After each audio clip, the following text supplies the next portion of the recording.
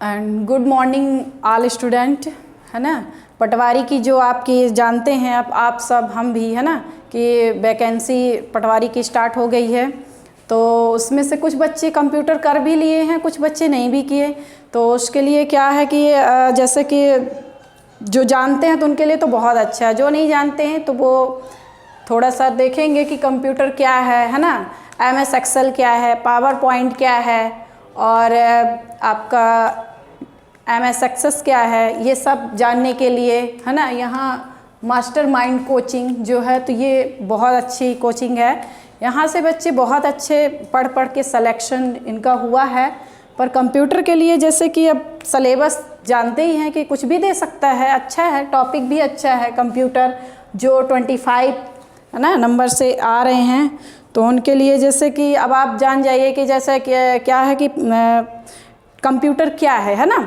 तो computer is a electronic device जो arithmetical and logical operation को परफॉर्म करता है।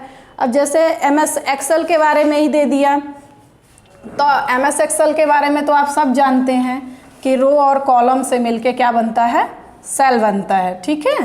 तो इसी में अब देखिए कि जैसे ये आपका जो मतलब 1 2 3 4 5 ऐसे जो बच्चे बैठते हैं तो आपका क्या कहलाता है, कॉलम। और रो में जैसे ABCD, तो ये हो गया आपका रो।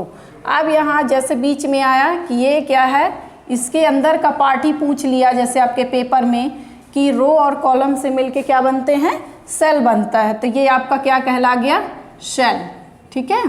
अब यहाँ पास देखिए, अब इसी के अंदर मतलब बहुत सारे क्वेश्चन हम बना सकते हैं। जो मेन सामने से तो पूछेगा नहीं कि सब ऊपर ऊपर ही पूछ ले, मतलब इसके अंदर डीपली भी जाना पड़ेगा। अब इसके बाद जैसे कंप्यूटर बता ही दिए हैं कि क्या है, तो अब इसके अंदर जैसे क्या होता है, CPU के बारे में, है ना। तो ये CPU में आपका जैसे 3 पार्ट इसके भी हो गए, ठीक। तो क्या क्या CPU के अंदर कितने पार्ट होते हैं, CPU क्या है, कंप्यूटर का माइंड है ना। तो यहाँ पास इसके ये CPU, अब फिर यहाँ से आपका तीसरा पार्ट, तो ये अब यहाँ क्या है, ALU, CU और MU, ठीक। तो ALU arithmetic logic unit, CU control unit और MU मेमोरी यूनिट, ये इसके 3 पार्ट होते हैं। अब इसी के अंदर से मान लीजिए पूछ लिया क्वेश्चन कि ये क्या है ना। तो ये क्या है, ये CPU है। CPU में कितने पार्ट होते हैं, 3 पार्ट होते हैं। तो 3 पार्ट दिख ही रहे हैं, ALU, CU, MU, है ना। इसमें इनपुट दिया जाता है और आपका इधर से आउटपुट यानी रिजल्ट, ठीक।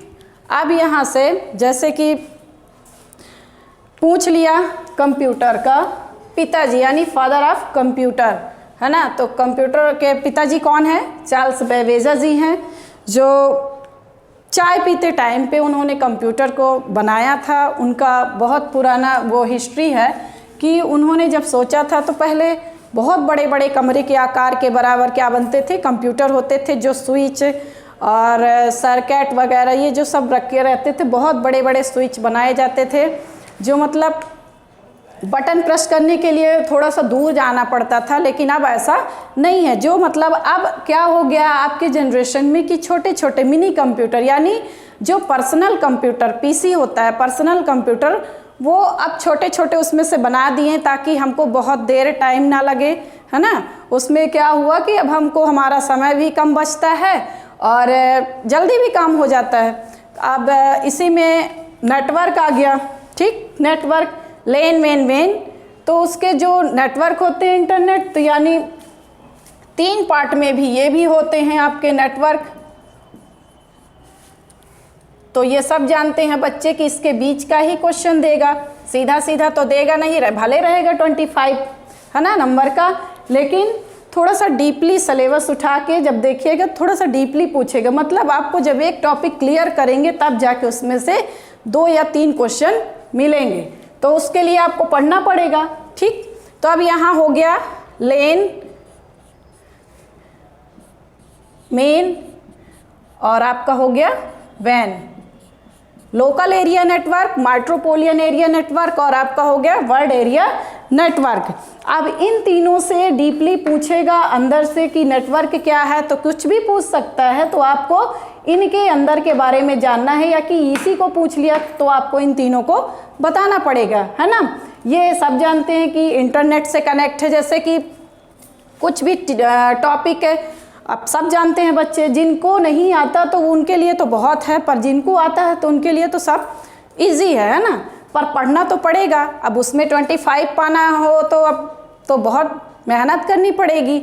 तो हर सब्जेक्ट को पढ़ना है। जैसे आप जानते भी हैं कि सिलेबस भी चेंज हो गया है, पंचायती राज हट के, और फिजिक्स, केमिस्ट्री, बायो और आपका ये कंप्यूटर और आपकी जो इंग्लिश है वो डाल दिया गया है। तो इसलिए आपको थोड़ा सा फोकस करना पड़ेगा जी। ठीक है, थैंक यू।